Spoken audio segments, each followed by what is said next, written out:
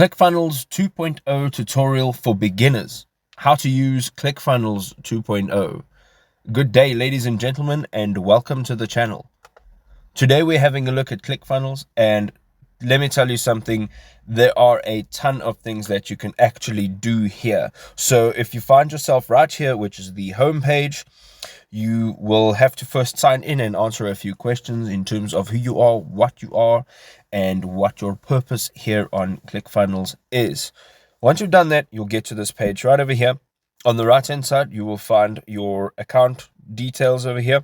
You can also go into the user settings and you can change absolutely everything about your account. So your avatar, your name, email address, update your password, your time zone, all of those details. Some other things that you can do in this tab over here, you can change your language, and there is also a CF2 affiliate center, and then you can log out if you would like to. On the left hand side, you have your toolbar, which shows you, first of all, your dashboard. Now, your dashboard is a place that you can see absolutely everything that you need to see on your entire profile. So it has your total sales, total leads, funnels, all your orders, blog posts, broadcasts, absolutely everything that you need to see all in one place right over here. So as you're traveling down this toolbar on the left hand side, you can also tap on sites, and here you can see what your website looks like. And then there is an overview. There is also a blog, a customer center, and funnels, pages, URL, redirects, courses, domains, and URLs. What you can do here is you can actually customize this page so that it is completely unique. You can change absolutely everything about it. Right here, there's the site settings, the style guide, theme settings. You can customize this theme, you can explore new themes, and then you can just duplicate that theme right over there. So that is, if you tap on customize, you want to customize that. The next thing on the left hand side, the dashboard, is you have your funnels, and this is where you actually create your funnels. So you can say create, and it says funnels are a series of pages that turn visitors into leads and sales. So if that's the reason you're here, that's what you will be using. The next thing we're looking at right over here is your products. So if you have any products, it'll all be listed right over here, and then you can change the status of it, you can change the pricing, and there are a bunch of settings that you can edit. The next thing we're looking at right over here are orders. So you can pretty much manage all of this straight from this page, all your orders. Over here it says subscription status is not one of, and then there's pending and voiding. There's the details of your order, your product, customer email, order number, status, billing status, and so forth.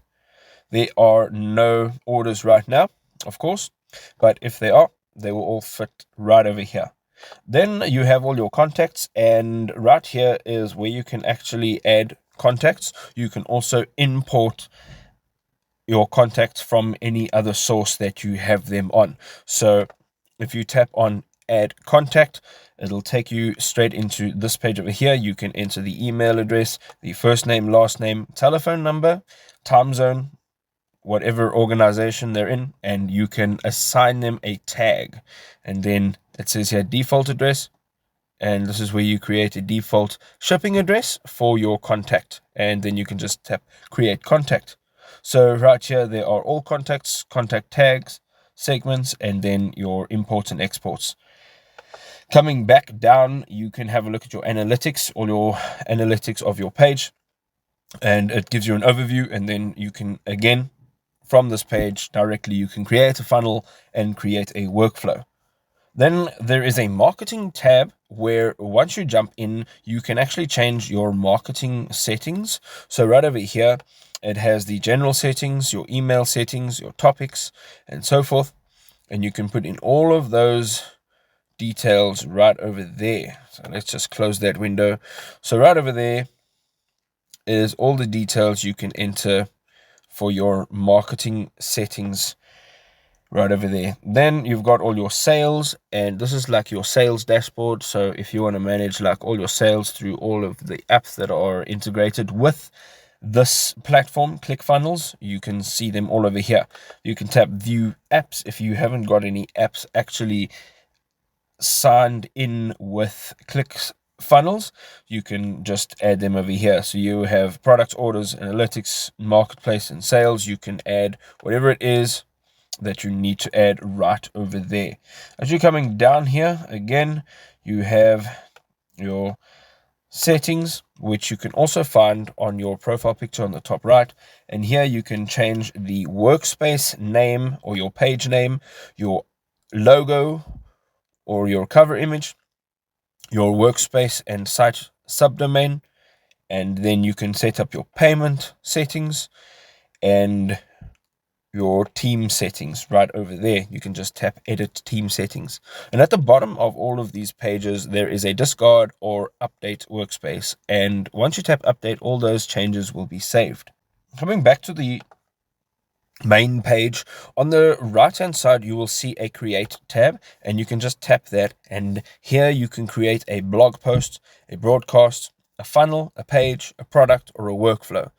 So let us start with the blog post, and I'm going to show you now how you can create a blog post. So first of all, we're going to add in a title just over here. So depending on what it is that you are creating a blog about, it'll go right up at the top. And then you will have a summary of your blog post right over there. You can either make it public or you can draft it. You can add a feature image. You can also play around with the SEO and sharing settings. Right over here, it says add a title and description to see how this blog post might appear in search engine listings. And then author, category, and tags you can enter there. Then you get into advanced settings, and you can go down here, and there are a few advanced settings.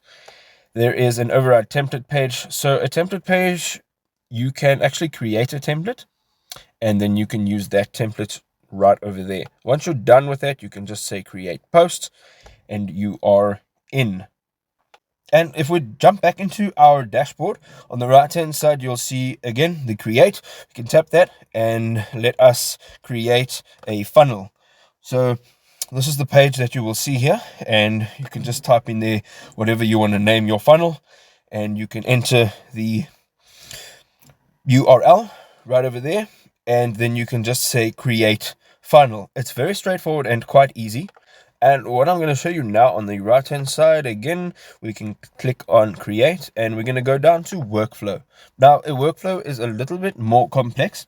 However, it can really reap really good benefits because it takes away so many of the mundane, boring things that you have to do by hand, and it automates everything. So right here, we're just going to say, give it a name, and we're going to name it workflow 1, and then it says here run type. So you have the options. It says multiple runs per contact, and that's simultaneously, or back to back, or only one run per contact. So I'm going to leave it as its default settings there, multiple runs per contact, and that's back to back. And we're going to say create workflow. Once we've done that, it'll basically take you into an editor where you can edit each and every one of the steps in your workflow. This is what it actually looks like.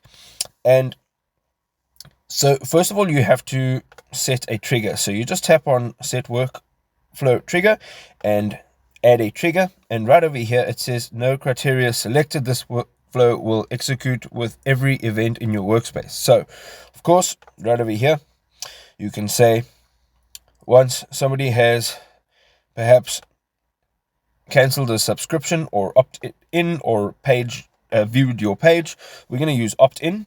It's a very simple and straightforward example.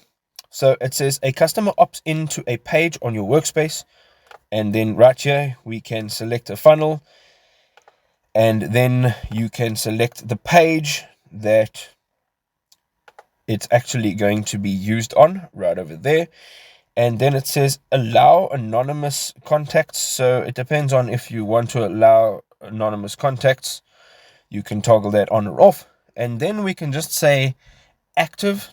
So it can be active, and we can create a trigger right over there. Now it says workflow 1, the triggers, It says the event, the page, and the anonymous contacts are allowed, and we can just say add another trigger if we want to add another trigger, or we can just say close, and there is your workflow trigger. So the moment somebody opts in, that is where they are going to opt in, and this is what's going to happen next. So you just click the plus sign, and on the right hand side you can see a bunch of options. So either you can have an email sent to them, and once you click that, you can actually go straight in to the email and define the entire email. You can change the workflow right over here. It says conditional split path, split test delay, trigger another workflow, end path, conditional goal. And then internally you can tag a contact, you can add a note, and you can notify. And then there are some other integrations. There are some third-party integrations and a webhook, and so forth and so forth. You can have a look at all those details there. So once you've added something in there, perhaps let's say we sending an email, what we can do here is we can use a template, say this one over here. You can add in all your details, and once you've added in all your details, you say create. And what's going to happen is you're going to get into an editor, and you will be able to edit your entire email outlay. Once you are complete with what you want to do with your workflow, you can just tap the plus sign, and then you say end path, which it says create a new endpoint in your workflow. And we tap that right over there, and it says end path. And that is the end of your workflow. And now you can just change the status to enabled. You can just tap on enabled, and there you go. Your workflow is now enabled, and it is active, and it can be seen, and it can be used. I hope you enjoyed this video. If you did, don't forget to leave us a like. And if you like the content that we put out, subscribe to our channel, and we'll see you in the next tutorial. Cheers for now.